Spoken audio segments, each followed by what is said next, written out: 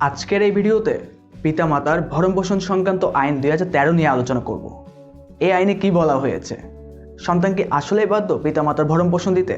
আর যদি না দেয় তাহলে কি পরিমাণ শাস্তির বিধান রয়েছে এই আইনে, সে বিষয়গুলো নিয়ে আজকে আলোচনা করব। ভিডিওটি শুরু করার আগে হাই, আমি আশরাফুল ফারুক। এই চ্যানেলে আমি নিয়মিত ল রিলেটেড ভিডিও পোস্ট করে থাকি, তো আপনি যদি নতুন হয়ে থাকেন প্লিজ কনসিডার সাবস্ক্রাইবিং। তো আর দেরি না করে চলুন শুরু করি।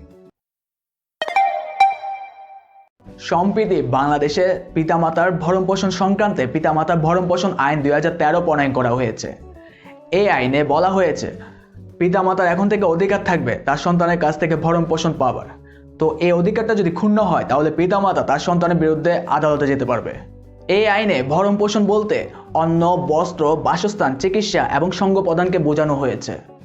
এবং এই আইনে আরও বলা হচ্ছে প্রত্যেক সন্তান তাদের পিতামাতাদের ভরণ-পোষণ নিশ্চিত করবে। আর এই আইনের সন্তান বলতে প্রত্যেক সক্ষম এবং সামর্থ্যবান ছেলে এবং মেয়ে উভয়কে বোঝানো হয়েছে, এমন নয় যে শুধু ছেলে। এবং এই আইনে যদি একের অধিক সন্তান থাকে তাহলে প্রত্যেক সন্তানে পরামর্শের মাধ্যমে তাদের পিতামাতার ভরণ-পোষণ নিশ্চিত করবে।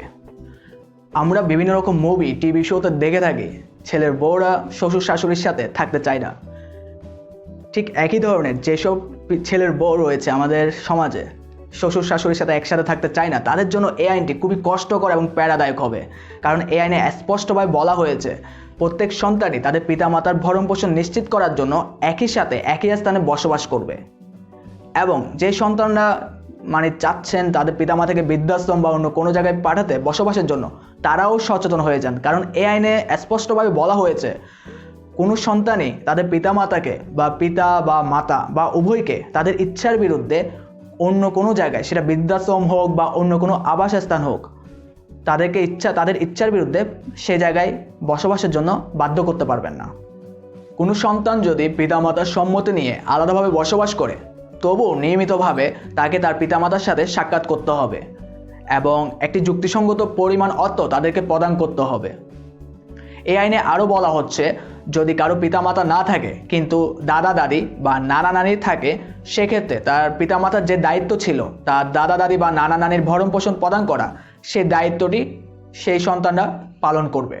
এখন প্রশ্ন হলো, কোনো সন্তান যদি পিতামাতার ভরণ-পোষণ না দেয় তাহলে তার শাস্তি কী হবে?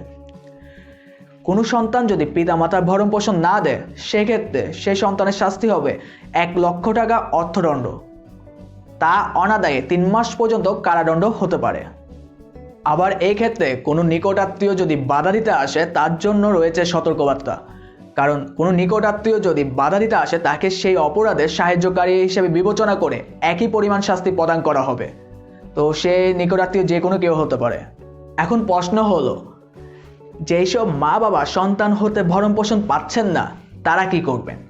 কারণ আইন আছে এবং প্রতিকারের ব্যবস্থাও রয়েছে, আইনে বলা হয়েছে। তো প্রতিকারটি কীভাবে পেতে পারেন তারা? যেসব মা বাবা সন্তান হতে ভরণ-পোষণ পাচ্ছেন না তারা তাদের নিকটস্থ বা সংশ্লিষ্ট থানার আমলি আদালতে লিখিতভাবে অভিযোগ করবেন এবং অভিযোগটি তাহলে আদালত গ্রহণ করবেন। কিন্তু মনে রাখবেন অভিযোগটি অবশ্যই লিখিতভাবে হতে হবে। এই আইনের সবচেয়ে বড় সুবিধা হলো আদালত চাইলে এই অভিযোগ আপোষ নিষ্পত্তির জন্য সিটি কর্পোরেশন বা পৌরসভার মেয়র বা কমিশনার বা ইউনিয়ন পরিষদের চেয়ারম্যান বা মেম্বার বা উপযুক্ত যে কোনো ব্যক্তির কাছে পাঠাতে পারবেন। কিন্তু এই ক্ষেত্রে উভয় পক্ষকে শুনানির সুযোগ দিতে হবে। উপরোক্ত ব্যক্তির কাছে নিষ্পত্তি করা অভিযোগ আদালতে নিষ্পত্তি হয়েছে বলে গণ্য হবে।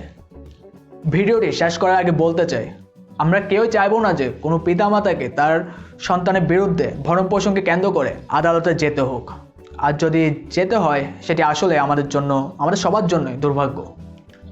আজ এই পর্যন্তই, দেখা হবে নেক্সট ভিডিওতে। Thanks for watching.